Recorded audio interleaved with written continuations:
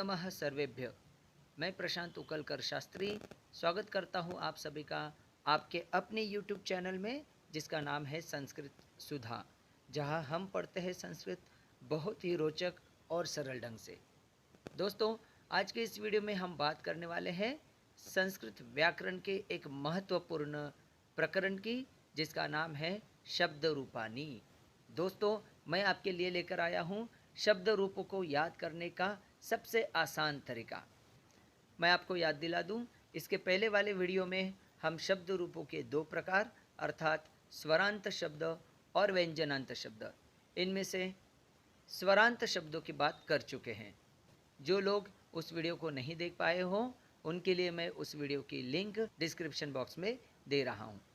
आज के इस वीडियो में हम बात करने वाले हैं व्यंजन से अंत होने वाले शब्दों की अर्थात व्यंजनांत शब्दों की, चाहे वे भगवत जैसे तकारांत शब्द हो, सरस जैसे सकारांत शब्द हो, या राजन, वनिज, दिश इत्यादि व्यंजनांत शब्द हो। दोस्तों, यहाँ मैं बताने वाला हूँ आपको संक्षिप्त विभक्ति प्रत्यय, जो काम आएंगे व्यंजनांत शब्दों के रूपों को याद करने के लिए। तो प्यारे दोस्तों, ये रही आपके सामने संक्षिप्त विभक्ति प्रत्ययों की तालिका। इस तालिका का उपयोग करके आप हर प्रकार के व्यंजनांत शब्दों के रूप बना सकते हो। हर एक व्यंजनांत शब्द के लिए आपको यही सेम संक्षिप्त प्रत्ययों का उपयोग करना है। हाँ, कुछ व्यंजनांत शब्द ऐसे जरूर है जो अपवादात्मक होने से या संधि इत्यादि के कारण से बदलाव होते हैं और उनके रूप अलग बनते हैं, लेकिन अधिकांश व्यंजनांत शब्दों में यही प्रत्यय लगाकर आप उनके रूप बना सकते हो, चाहे कक्षा 7वीं 8वीं के छात्र हो या 9वीं 10वीं के छात्र हो। आप सभी को इन व्यंजनांत शब्दों के रूप स्मरण होना बहुत आवश्यक होता है। जब आप क्षत्रि प्रत्ययांत शब्दों के रूप बनाते हो या मतुप वतुप प्रत्यय वाले शब्दों का प्रयोग करते हो, ऐसे समय में आपको इन व्यंजनांत शब्दों के रूप उपयोग में लाने पड़ते हैं। तो आपकी उस समस्या को दूर करने के लिए मैं लाया हूं आपके लिए संक्षिप्त विभक्ति प्रत्यय। चलिए इस तालिका को देखकर अब हम संक्षिप्त प्रत्ययों के रूप बनाते हैं। प्यारे दोस्तों, प्रथमा एक वचन में डैश लिखा हुआ है, इसका मतलब आपको वहां पे जो भी व्यंजनांत शब्द रहेगा उसके मूल रूप का प्रयोग करना है। व्यंजनांत शब्दों की इस सूची में सबसे पहले तकारांत पुल्लिंगी मरुत शब्द आता है। तो इन प्रत्ययों का प्रयोग करके रूप इस प्रकार बनेंगे: मरुत, मरुतौ, मरुतः प्रथमा, मरुतम, मरुतौ, मरुतः द्वितीया, मरुता, मरुद्भ्याम, मरुद्भिः तृतीया, मरुते, मरुद्भ्याम, मरुद्भ्यः चतुर्थी, मरुतः, मरुद्भ्याम, मरुद्भ्यः पंचमी, मरुतः, मरुतोः, मरुताम षष्ठी, मरुति, मरुतोः, मरुत्सु सप्तमी, हे मरुत, हे मरुतौ, हे मरुतः संबोधन। व्यंजनांत शब्दों की रूप तालिकाएं बनाने के लिए आपको उन व्यंजनांत शब्दों के साथ सिर्फ ये आगे दिए हुए प्रत्यय जोड़ना है और कुछ भी नहीं करना है। तो रूप इस प्रकार बनेंगे: प्रथमा एक वचन में मरुत शब्द एज इट इज लिखा जाएगा। प्रथमा के द्विवचन में मरुत अधिक औ मरुतौ रूप बनेगा। बहुवचन में मरुत अधिक अह मरुतः शब्द बनेगा। इसी प्रकार आगे के विभक्ति रूप भी बनेंगे। यहाँ आपको ध्यान देना है कि तृतीया, चतुर्थी, पंचमी के द्विवचन में और बहुवचन में जहाँ पर भ यह व्यंजन मरुत के सामने आता है, वहाँ व्यंजन संधि के हिसाब से जशत्व संधि होकर मरुत के त के स्थान पर द यह व्यंजन लिखा जाएगा और रूप बनेगा मरुद्भ्याम, मरुद्भ्याम, मरुद्भ्याम। तथा तृतीया चतुर्थी में मरुद्भि, मरुद्भ्यः और मरुद्भ्यः। सप्तमी बहुवचन की अगर बात करें तो मरुत शब्द के साथ सु प्रत्यय लगाना है, रूप बन जाएगा मरुत्सु। जब किसी भी शब्द में सु प्रत्यय लगाने से पहले अगर अ या आ स्वर आता है तो वहाँ सु प्रत्यय सु के रूप में ही प्रयोग किया जाता है, किंतु जहाँ सु प्रत्यय से पहले अ और आ स्वर नहीं हो, वहाँ सु प्रत्यय का सु शु में बदल जाता है। मरुत की अगर बात करें तो वहाँ पे हलंत त है, कोई स्वर नहीं है, तो मरुत के साथ सु प्रत्यय लगाकर विभक्ति रूप बनाएंगे मरुत्सु। दोस्तों, अब बात करते हैं तकारांत स्त्रीलिंगी सरित शब्द की। कोई बदलाव आपको नहीं करना है, यही वे संक्षिप्त प्रत्यय हैं जिनको आप याद कर लें तो मरुत सरित ही नहीं, बाकी के शब्दों के रूप भी आप इसी प्रकार बना सकते हो। तो प्रथमा एक वचन में सरित शब्द एज इट इज लिखा जाएगा, द्विवचन में स्वरित औ सरितौ, और प्रथमा बहुवचन में सरित अह सरितः। इसी प्रकार आगे के रूप होंगे सरितम सरितौ सरितः द्वितीया, सरिता सरिद्भ्याम सरिद्भिः तृतीया, सरिते सरिद्भ्याम सरिद्भ्यः चतुर्थी, सरितः सरिद्भ्याम सरिद्भ्यः पंचमी, सरितः सरितोः सरितां षष्ठी, सरिति सरितोः सरित्सु सप्तमी, हे सरित हे सरितौ हे सरितः संबोधन। प्यारे दोस्तों, तृतीया चतुर्थी पंचमी के द्विवचन में और बहुवचन में जशत्व संधि के अनुसार सरित का त द में बदल दिया जाएगा। अब बात करते हैं भवत तकारांत सर्वनाम की। भवत शब्द की चर्चा इसलिए कर रहा हूँ क्योंकि भवत शब्द में शुरू के 5 स्थानों पर अर्थात प्रथमा विभक्ति के एक वचन द्विवचन बहुवचन में तथा द्वितीया के एक वचन और द्विवचन में अतिरिक्त न जोड़ा जाता है। तकारांत भवत सर्वनाम के रूप इस प्रकार होंगे, भवान भवन्तौ भवन्तः प्रथमा, भवन्तं भवन्तौ।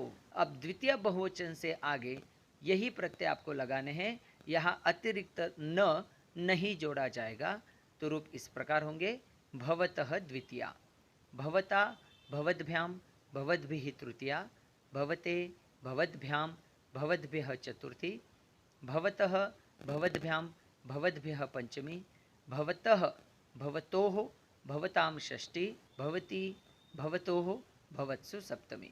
ध्यान रखिएगा, सर्वनाम की तालिका में संबोधन के रूप नहीं बनते हैं।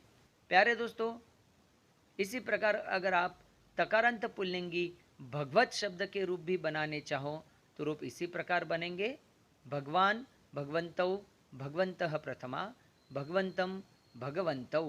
ध्यान रखिएगा, इन शुरू के 5 स्थान पर अतिरिक्त न जोड़ा जाएगा और आगे कहीं पे भी न नहीं आएगा, तो आगे के रूप बनेंगे भगवतः द्वितीया, भगवता भगवद्भ्यां भगवद्भिः तृतीया, भगवते भगवद्भ्यां भगवद्भ्यः चतुर्थी, भगवतः भगवद्भ्यां भगवद्भ्यः पंचमी, भगवतः भगवतोः भगवतां षष्ठी, भगवती भगवतोः भगवत्सु सप्तमी, हे भगवन हे भगवन्तौ हे भगवन्तः संबोधन।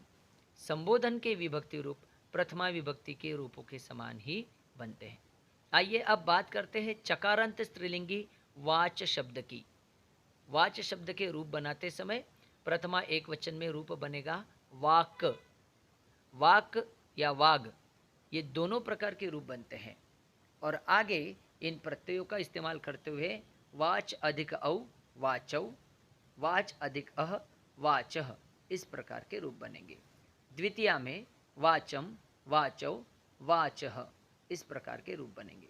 प्यारे दोस्तों, तृतीय चतुर्थी पंचमी के द्विवचन तथा बहुवचन में वाक शब्द का क जशत्व संधि के नियमानुसार ग में बदल जाएगा तथा सप्तमी के बहुवचन में वाक अधिक शु दोनों मिलकर वाक्षु, इस प्रकार का रूप होता है। तो शब्द रूप इस प्रकार बनेंगे, वाचा वाग्भ्याम वाग्भिः तृतीया, वाचे वाग्भ्यां वाग्भ्यः चतुर्थी, वाचः वाग्भ्यां वाग्भ्यः पंचमी, वाचः वाचोः वाचां षष्ठी, वाची वाचोः वाक्षु सप्तमी, और संबोधन में हे वाक हे वाचौ हे वाचः संबोधन। अब बात करते हैं नकारांत पुल्लिंगी गुणिन शब्द की। गुणिन शब्द के रूप भी आप इन्हीं प्रत्ययों को लगाकर बना सकते हो। ध्यान रखिएगा, जहाँ व्यंजन आगे आएगा वहाँ पे गुणिन का अंतिम न निकाल कर रूप बनाए जाएंगे। तो रूप इस प्रकार होंगे, प्रथमा एक वचन में गुणी दीर्घ ई हो जाएगा, गुणी का ई दीर्घ हो जाएगा, प्रथमा द्विवचन में गुणिन अधिक औ गुणिनौ तथा बहुवचन में गुणिन अधिक अह गुणिनः।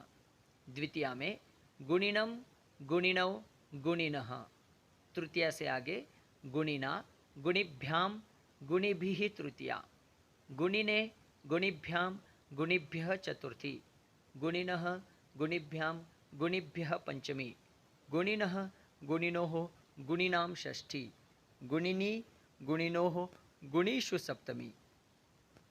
और संबोधन में हे गुणिन, हे गुणिनौ, हे गुणिनः संबोधन इस प्रकार के रूप बनते हैं। मैं आपको याद दिला दूं कि गुणिन शब्द में सप्तमी बहुवचन में शु प्रत्यय लगाने से पहले अ आ स्वर नहीं है, ई स्वर आता है, इसलिए गुणीषु इस प्रकार का रूप बनता है।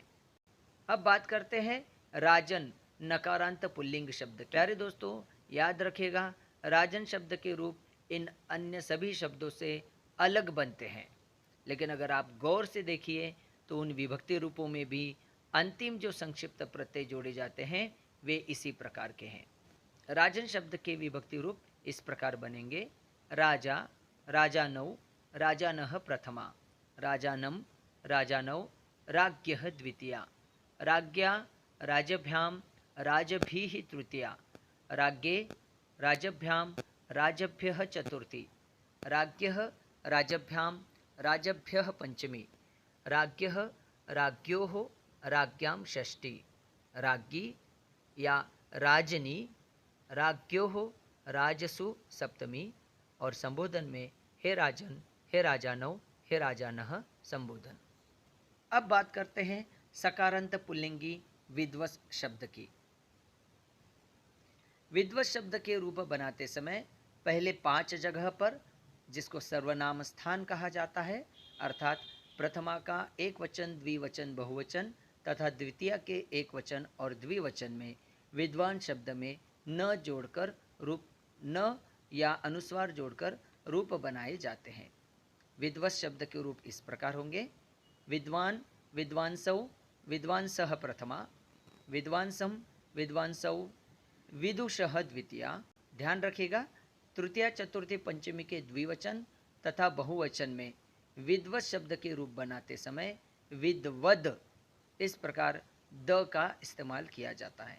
तो तृतीया से आगे रूप इस प्रकार बनेंगे: विदुषा, विद्वद्भ्याम, विद्वद्भिः तृतीया, विदुषे, विद्वद्भ्याम, विद्वद्भ्यः चतुर्थी, विदुषः, विद्वद्भ्याम, विद्वद्भ्यः पंचमी, विदुषः, विदुषोः, विदुषां षष्ठी, विदुषी, विदुषोः, विद्वत्सु सप्तमी। और संबोधन में हे विद्वन, हे विद्वांसो, हे विद्वांसः संबोधन।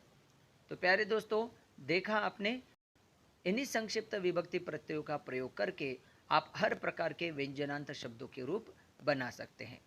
अगर क्षत्रि प्रत्ययांत गम गच्छ धातु दे दिया तो उसके रूप इस प्रकार होंगे: गच्छन, गच्छन्तौ, गच्छन्तः प्रथमा, गच्छन्तम, गच्छन्तौ, गच्छतः द्वितीया, गच्छता, गच्छद्भ्याम, गच्छद्भिः तृतीया इत्यादि।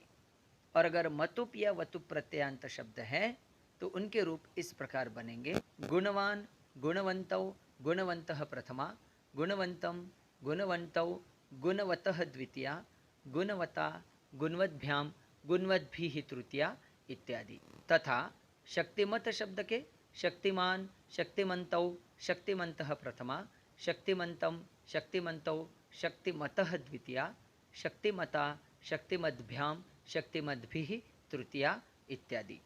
प्यारे दोस्तों, आपको ध्यान रखना है कि तृतीया, चतुर्थी, पंचमी के द्विवचन तथा बहुवचन में व्यंजन सामने आने के कारण संधि के अनुसार कुछ बदलाव हो जाते हैं। तो दोस्तों, देखा आपने, इस प्रकार इन्हीं संक्षिप्त विभक्ति प्रत्ययों का प्रयोग करके आप कठिन से कठिन व्यंजनांत शब्दों के विभक्ति रूपों को बड़ी आसानी से याद कर सकते हो।